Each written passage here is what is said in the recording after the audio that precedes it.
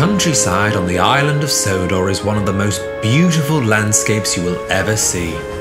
From the highest and most majestic of peaks to the ancient woodland of Henry's Forest, the engines treasure it all.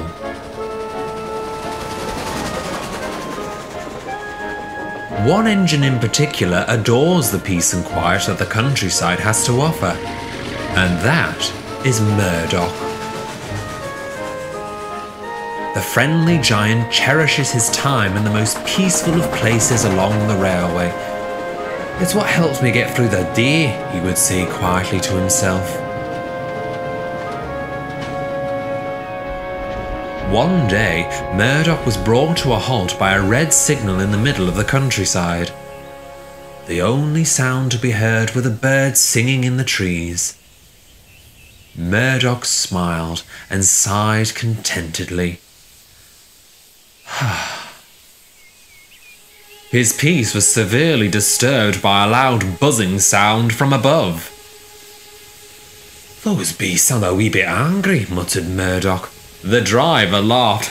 "That's not a swarm, it's Harold the helicopter. Look!" Murdoch looked up. Sure enough, there was Harold. He was hovering above some trees near the line.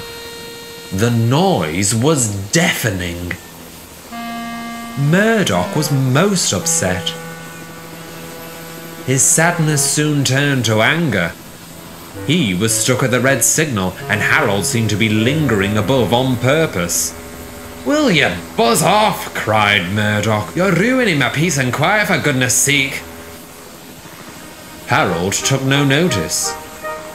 It was only a few minutes before the signal changed, but to Murdoch it felt like an eternity. He huffed crossly away. Unbeknownst to Murdoch, behind the trees there had been a road accident, and Harold was attempting to find a safe place to land.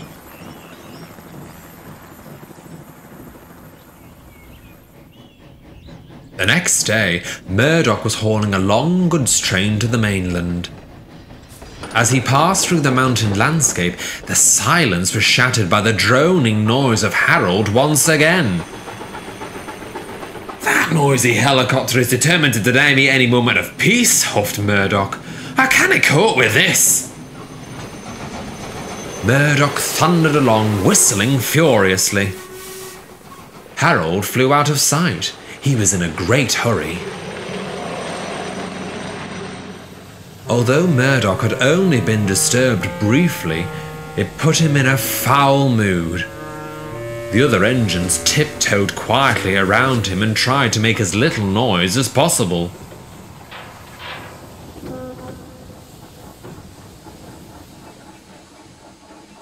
That evening, Murdoch sought validation from the other big engines.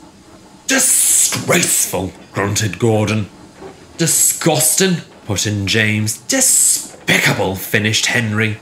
"Harold ruins the tranquility of the forest when he flies around. He frightens the wildlife away. He calls the railway slow and out of date. Oh, I see. Noisy and a loudmouth too." Percy had had quite enough of this. "You leave Harold alone," he snorted crossly. "He disturbs the peace." "Aye, exactly. How can I have my all-important quiet time to myself when he's constantly buzzing around?" "He doesn't know you need that," explained Percy. "And besides, he can't help but make noise. He's a helicopter after all. We make noise too, you know, but you probably don't notice that anymore." "Oh, he's becoming a nuisance," grumbled Murdoch. "I'm disappointed in you, Murdoch. You really are becoming one of the bigger engines now." Murdoch was taken aback by that remark. "Harold is the bravest and most selfless friend I have. Today, he rescued a mountaineer who was injured while rambling near the Skarloey Railway, and yesterday he flew a lady to hospital after a serious road accident." The big engines lost their voices. Murdoch felt very ashamed and was deep in thought for the rest of the night.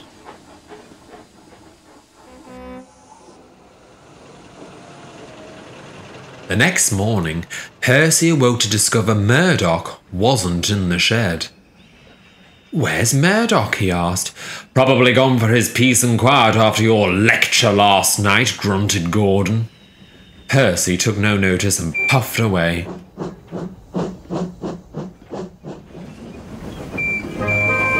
A short time later, Percy was hurrying along with empty vans for Thomas's branch line. As he steamed through a snowy embankment, he noticed something ahead. "There's a drift on the line!" he shouted. His driver applied the brakes, but it was too late.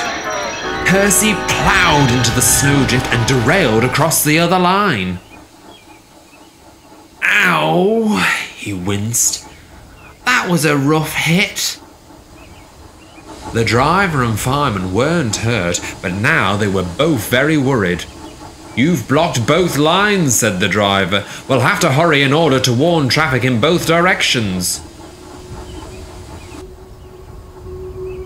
Before they could react, the air was filled with the sound of an approaching engine. "It's a train! It's Murdoch!" shrieked Percy. It was Murdoch. He was racing along, making light work of a heavy coal train. "What do we do?" Percy cried. At that moment, Harold flew onto the scene. He could see everything from above. "Good grief!" exclaimed Harold. "Our comrade is in terrible danger. Captain, we must act fast." His pilot agreed. Harold swooped low. Shielding Percy, he hovered in front, just above the rails, and stood firm. Murdoch rounded the bend. He saw the danger. "Stop!" cried Harold. With much noise and feeling a great force of air against him, braking hard, the mighty engine came to a halt just feet away from the helicopter. Within seconds, Harold lifted off and flew onwards for help, leaving Murdoch and Percy in silence.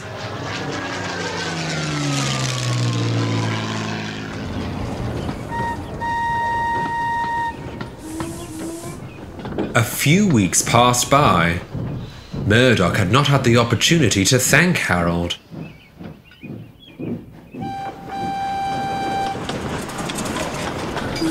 He dwelled heavily on his rude remarks about the helicopter, which made him sad.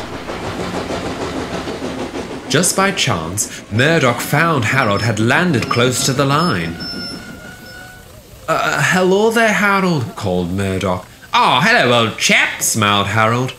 "You're the big orange engine that almost flattened our poor Percy." I suppose I could have. Don't give it a second thought. It wasn't your fault. These things happen. Well, on the ground, anyway. Never in the air.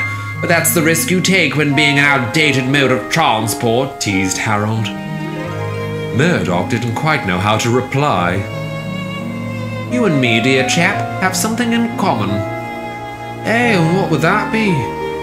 "We both appreciate our quiet time. I'm luckier than most. I get to fly up to the heavens. It's nothing but peaceful up there." Murdoch looked up and sighed. I can only imagine. "I understand you need your moments in silence too, and can only apologize if I've disturbed your peace and quiet. But, my good chap, I hope you can agree with me that I'd rather be noisy and disruptive than to leave someone's cry for help unheeded." Murdoch wholeheartedly agreed. Of course. Percy was right. You are indeed brave and selfless, and I respect that. Harold just beamed happily. Murdoch still longs for his peace and quiet. He enjoys his long journeys through the countryside, but he is his happiest amongst the serenity of the island's landscape.